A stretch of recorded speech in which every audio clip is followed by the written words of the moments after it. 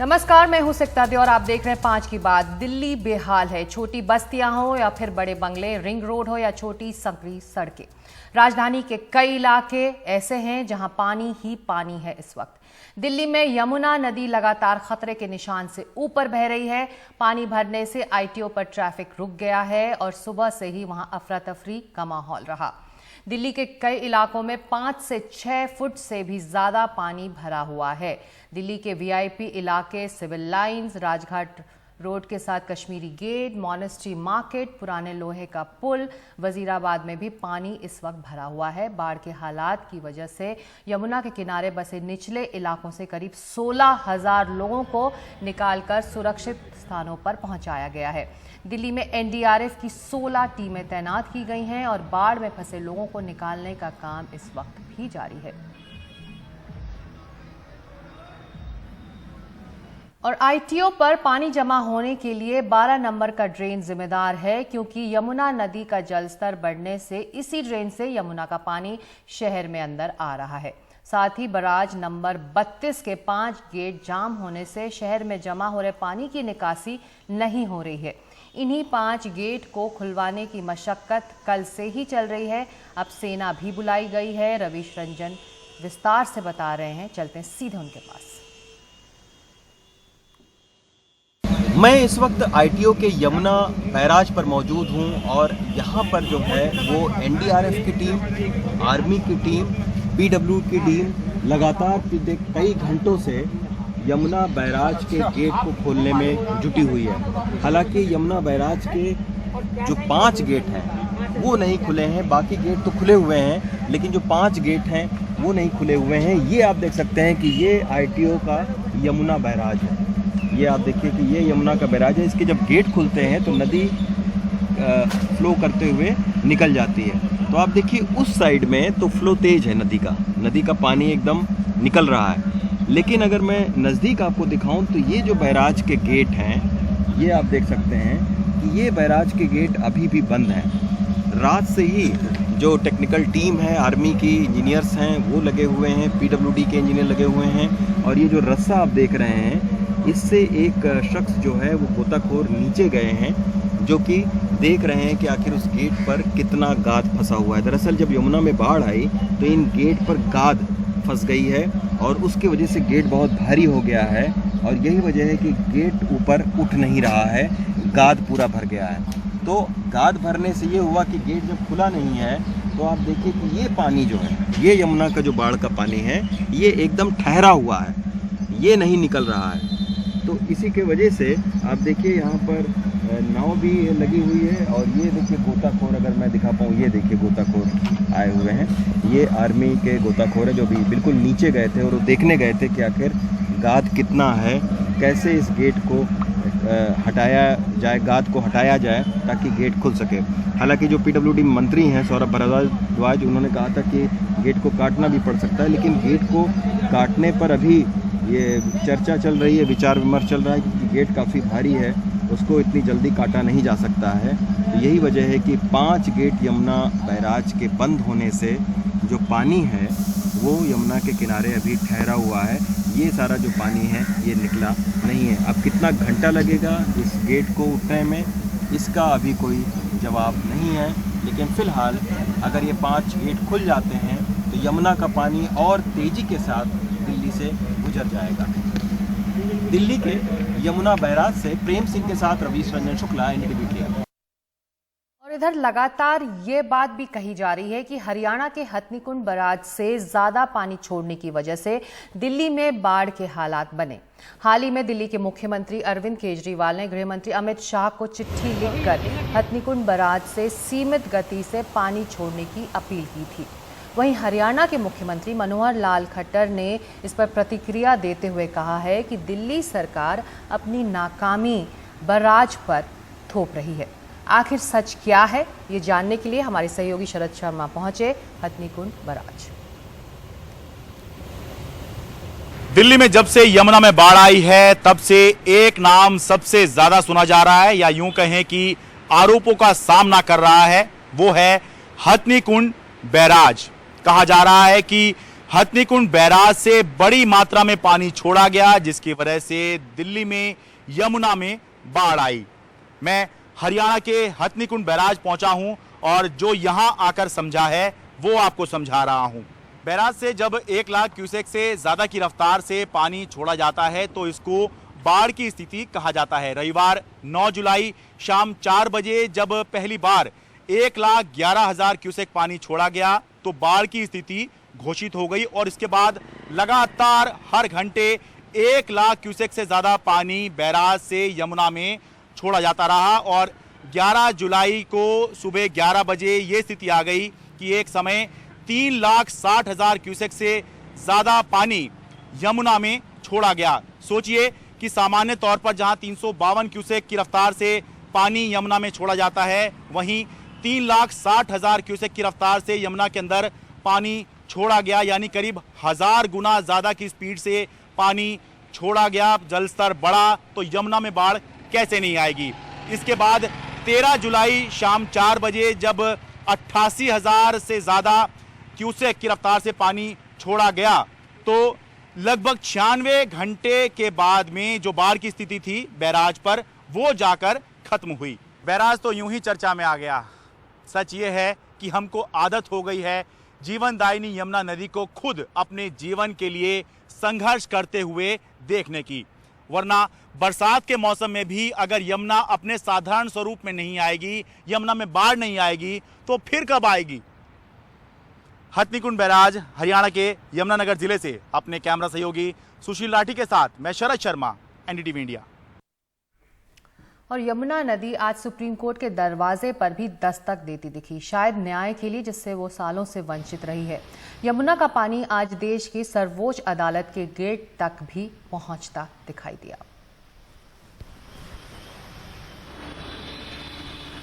और हमारे साथ हैं मांशु ठक्कर जो कोऑर्डिनेटर हैं SANDRP यानी कि south Asia network on dams reverse and people के। मांशु जी बहुत शुक्रिया वक्त निकालने के लिए।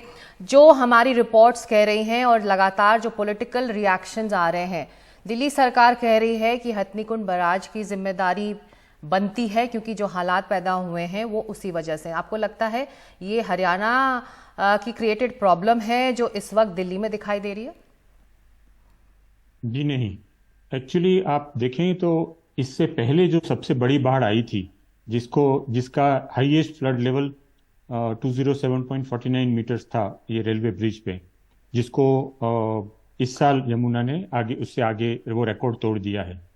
उस समय कितना पानी छोड़ा गया था वहां बैरेज से पता है आपको? उस समय 7 लाख क्यूसेक से ज्यादा पानी छोड़ा गया था और कई दिनों तक 3.5 लाख से बहुत ज्यादा रहा था। अभी तो सिर्फ 96 आवर्स रहा है।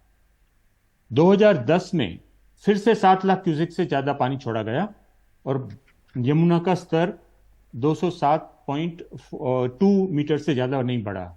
2013 में 8,10,000 क्यूसेक पानी छोड़ा गया, तब भी यमुना का लेवल हाईएस्ट फ्लड लेवल तक नहीं पहुंचा। 2019 में 8,28,000 क्यूसेक्स पानी छोड़ा गया हथनीकुंड बैरेज से, तब भी यमुना का लेवल HFL को क्रॉस नहीं किया। इस साल सिर्फ 3.6 लाख क्यूसेक्स, वो भी सिर्फ 2 घंटे के लिए रहा और आप कह रहे हैं कि उसकी वजह से आपका यमुना का HFL को क्रॉस कर दिया। तो ये बताता है कि ये हथनीकुंड बैरेज से जो पानी आया है वो उसका कुछ रोल है, लेकिन वो मेजर रोल उसका नहीं है। तो मेजर रोल क्या है? जिस तरह से इस नदी की जमीन का अधिग्रहण हुआ है, रिक्लेम किया गया है, रिवर बैंक्स पर इंफ्रास्ट्रक्चर से जुड़े प्रोजेक्ट्स बने हैं, क्या ये वजह है जो पिछले दशक में हमने जो बदलाव देखा दिल्ली में कि दिल्ली बहुत बदल रही है, डेवलप हो रही है, ये उसी का नतीजा है ये त्रासदी? बिल्कुल। अभी मैं बताता हूं, एक्चुअली इससे एक और इंडिकेशन है कि आप हथनीकुंड बैरेज से लेकर दिल्ली तक देखें तो बीच में सेंट्रल वाटर कमीशन के 5 मॉनिटरिंग साइट है। वो 5 में से एक भी साइट पे HFL क्रॉस नहीं किया है, HFL टच भी नहीं किया है। तो आप दिल्ली में ही, यानी दिल्ली के अपस्ट्रीम में कहीं आपने HFL क्रॉस नहीं किया, तो दिल्ली में क्यों क्रॉस किया? तो इसका मुझे लगता है 2 कारण हो सकते हैं। एक कारण है कि हथनीकुंड बैरेज के डाउनस्ट्रीम में जितना कैचमेंट है वहां जो बारिश हुई और दिल्ली में जो बारिश हुई वो एक कंट्रीब्यूटिंग फैक्टर हो सकता है, लेकिन मुझे लगता है वो एक छोटा कंट्रीब्यूटिंग फैक्टर है। दूसरा कंट्रीब्यूटिंग फैक्टर वो छोटा इसलिए भी है क्योंकि आप देखो कि जो 5 मॉनिटरिंग साइट रास्ते में है उसमें से कोई भी एचएफएल तक नहीं पहुंची, दिल्ली में पहुंची। उसका जो मेजर रीजंस है वो है कि एक तो जो यमुना का रिवर बेड और फ्लड प्लेन पे कांस्टेंट एनक्रोचमेंट हो रहा है। दूसरी बात है कि इतने ऑब्स्ट्रक्शंस क्रिएट किए गए दिल्ली के रास्ते, यमुना के रास्ते में। दिल्ली में कम से कम 30 ब्रिज है जी, इसमें से करीब 26 एग्जिस्टिंग है और 4 अंडर कंस्ट्रक्शन है। हर ब्रिज एक ऑब्स्ट्रक्शन क्रिएट करता है यदि ठीक से डिजाइन नहीं किया तो। तीसरी बात है कि यमुना का जो स्तर है, रिवर बेड लेवल है, वो कॉन्स्टेंटली ऊपर जा रहा है।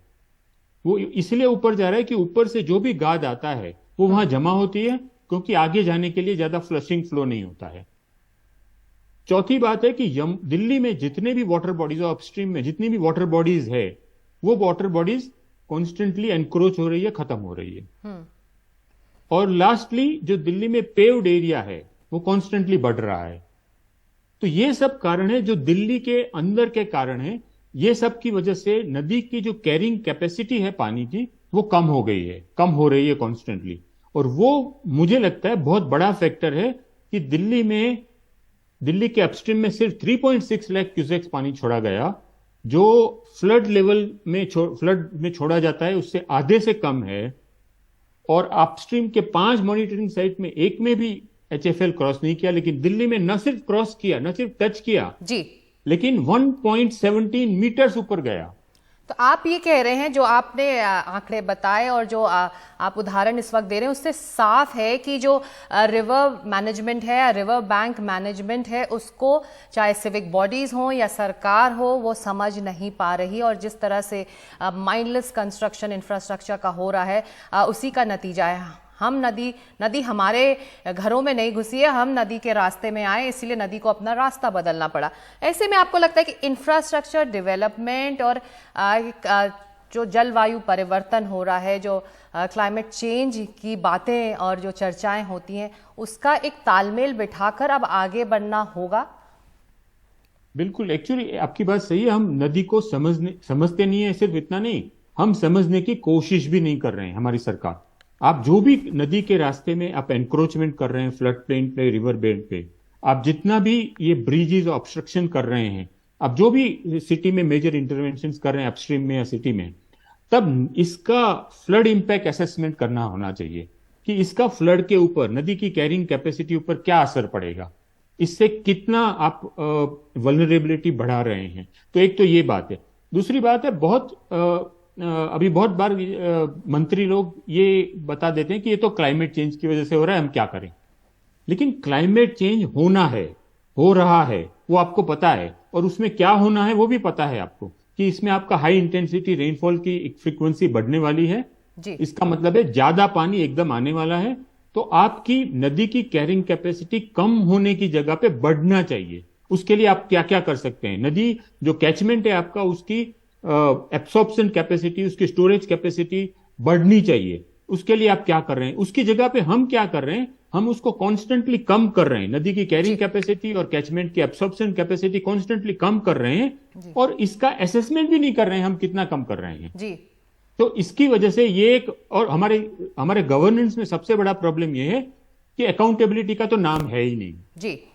तो ये जो हालात हैं, आप कह रहे हैं हिमांशु जी, ये एक वेकअप कॉल दिल्ली के लिए खास तौर से हो सकता है। हिमाचल की भी तस्वीर हमने जो देखी पिछले एक हफ्ते में, वो कुछ ऐसी ही थी। तो एक वेकअप कॉल ये हो सकता है हिमाचल से लेकर दिल्ली तक के लिए, कि हमको अपने रिवर बैंक्स मैनेजमेंट और रिवर मैनेजमेंट पर ज़्यादा काम करना होगा। बहुत शुक्रिया इस चर्चा में शामिल होने के लिए। और अब एनडीटीवी इंडिया में वक्त एक छोटे से ब्रेक का है।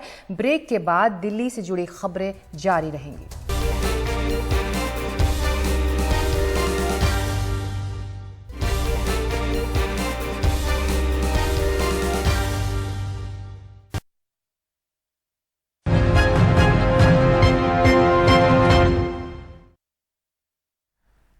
तो यमुना का जलस्तर दिल्ली में घटा है, लेकिन अब भी खतरे के निशान से ऊपर है। दिल्ली का लाल किला इलाका पानी में डूबा हुआ है।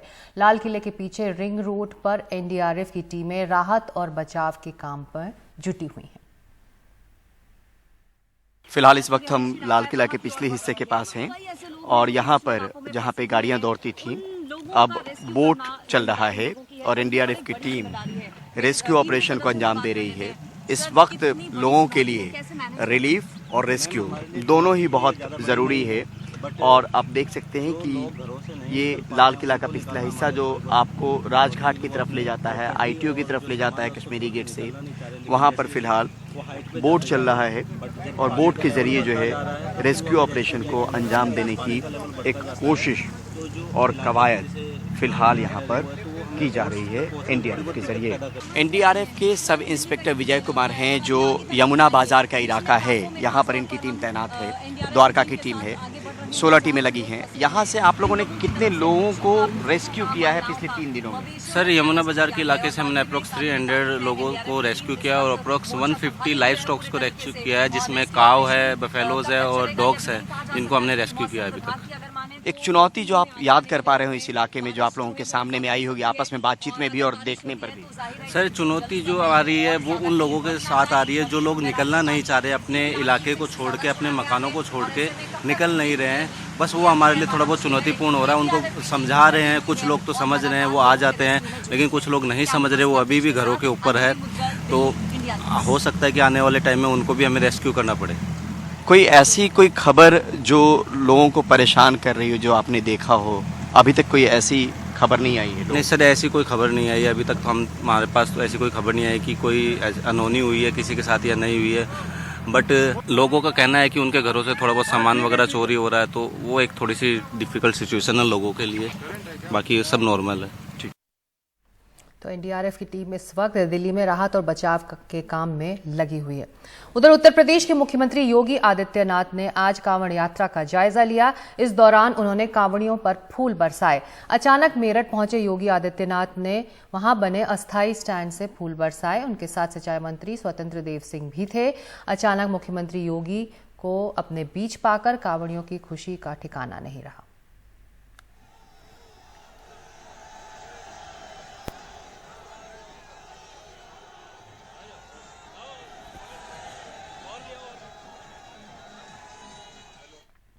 वक्त एक छोटे से ब्रेक का है। ब्रेक के बाद जानेंगे कैसे बढ़े हुए कीमतों में राहत देने के लिए टमाटर केंद्र सरकार किन किन इलाकों में पहुंचा रही है।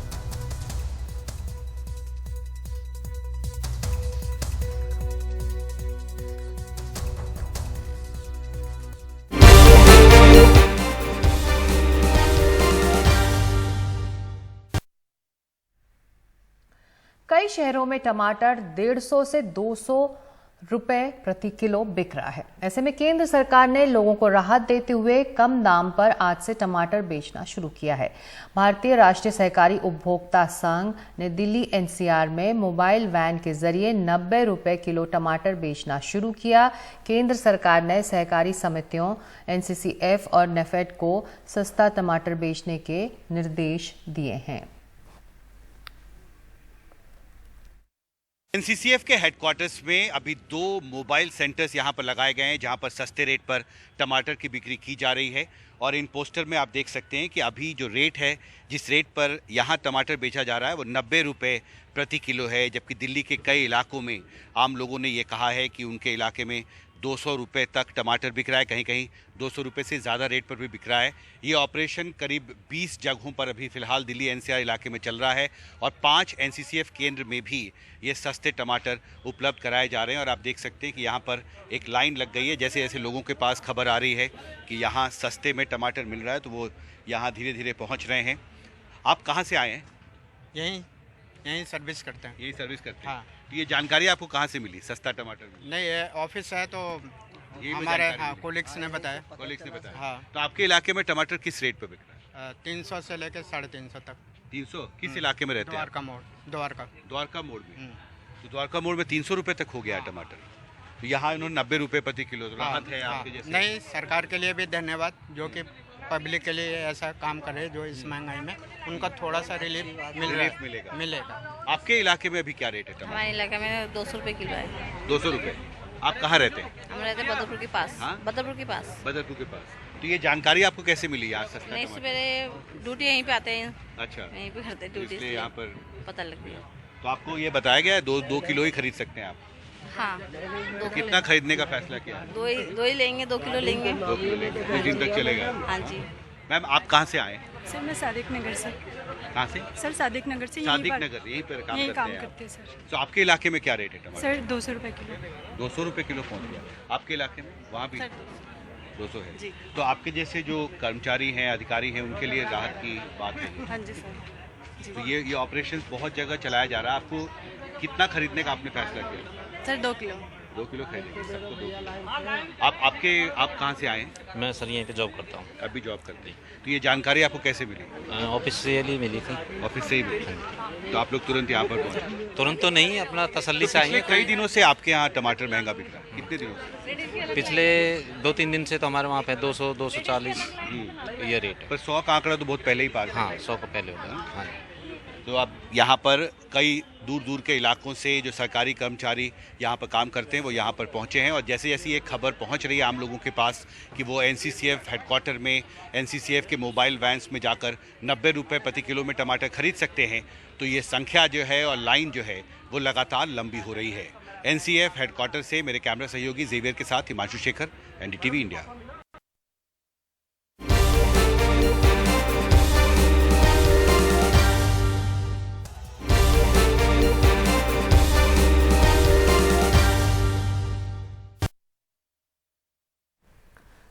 और अब एक बड़ी खबर राजस्थान से, जहां पर राज्य सरकार ने न्यूनतम आय गारंटी कानून लाने का फैसला किया है। अब न्यूनतम 1,000 रुपए प्रतिमाह पेंशन वहां के लोगों को मिलेगी।